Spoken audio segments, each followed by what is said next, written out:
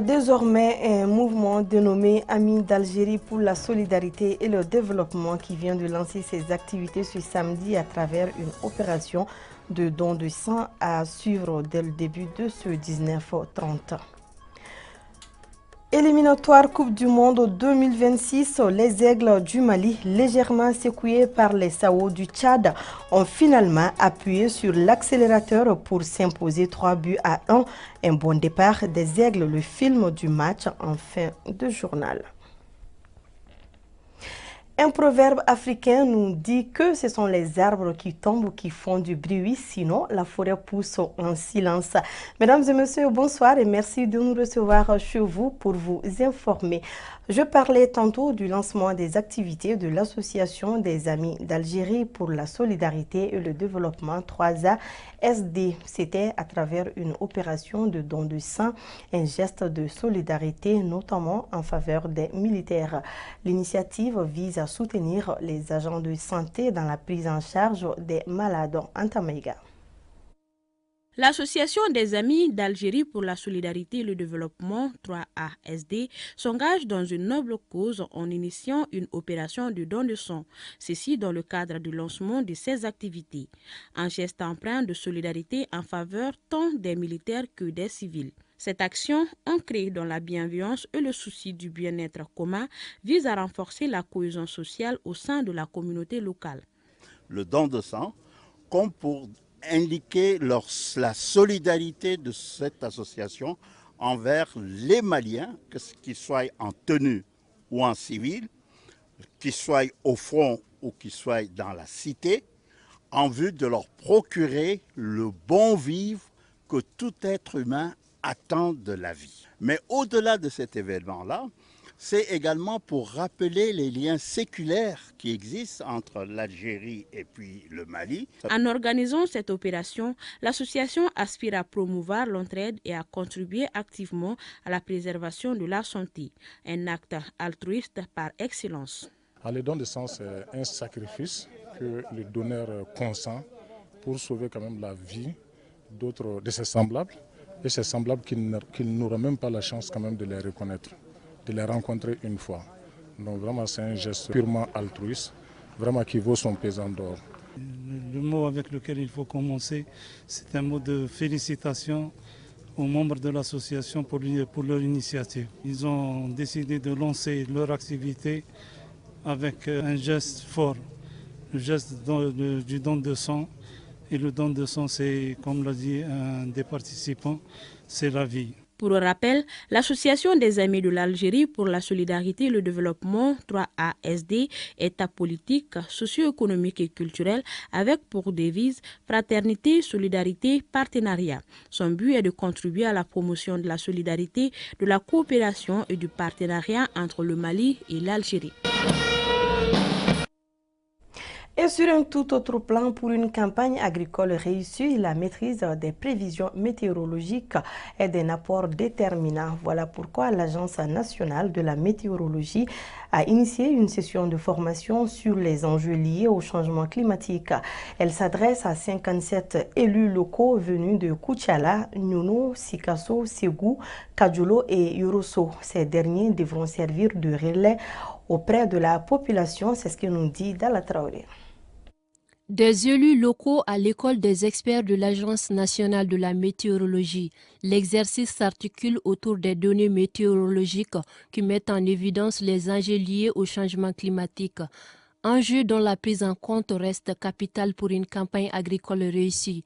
Un appui donc au monde agricole. Notre rôle en tant que service météorologique, c'est de fournir à ce secteur des services et des produits qui peuvent permettre d'éviter ou de réduire les pertes pouvant être aussi bien humaines qu'économiques, directes et indirectes au niveau de notre pays.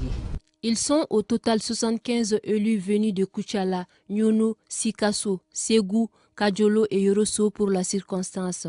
Cette session de formation se tient en prélude à la prochaine campagne agricole. Elle est soutenue par le programme de résilience du système alimentaire d'Afrique de l'Ouest. Nous avons de l'eau, nous avons les pâturages, nous avons tout ce qu'il faut pour booster le développement de nos communes. Mais avec le changement climatique ainsi indiqué, nous commençons déjà à ressentir les effets du changement climatique dans nos communes. Ça veut dire que c'est une réalité.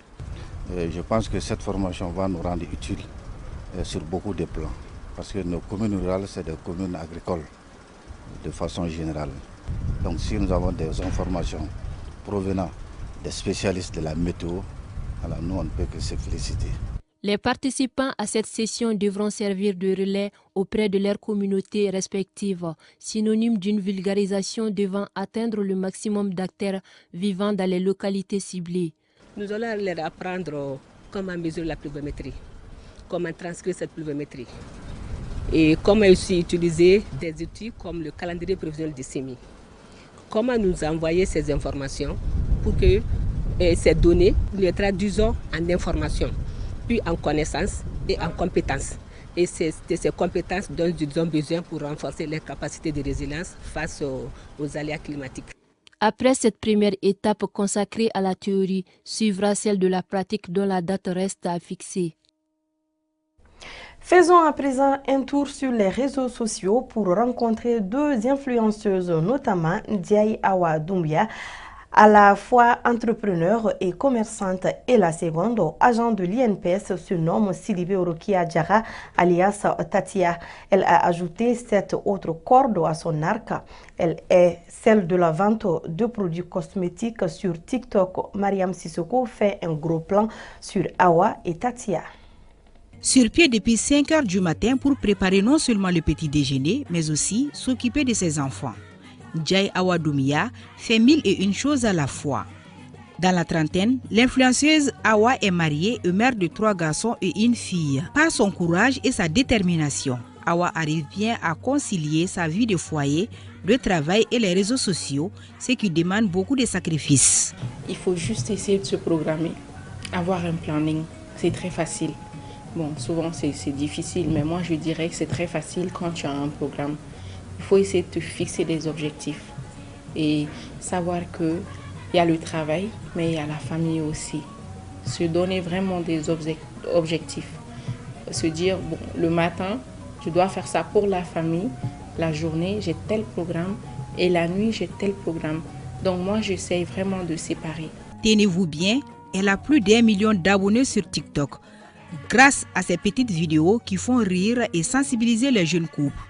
Derrière tout ceci se cache une grande entrepreneur.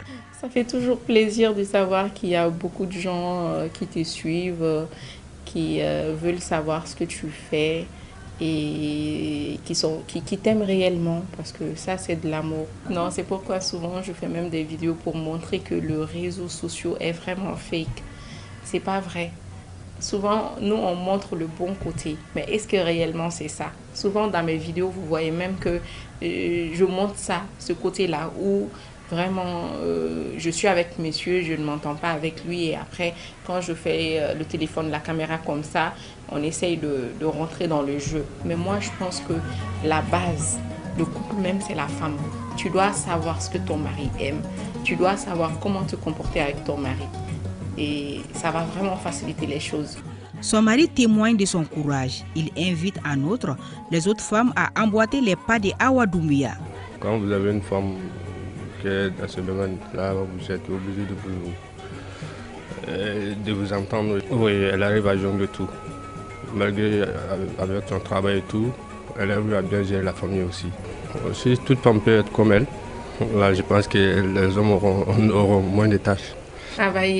De travailler, franchement de travailler, de se battre, de ne pas se dire que oui, mon mari, même s'il est milliardaire, je dois compter sur lui.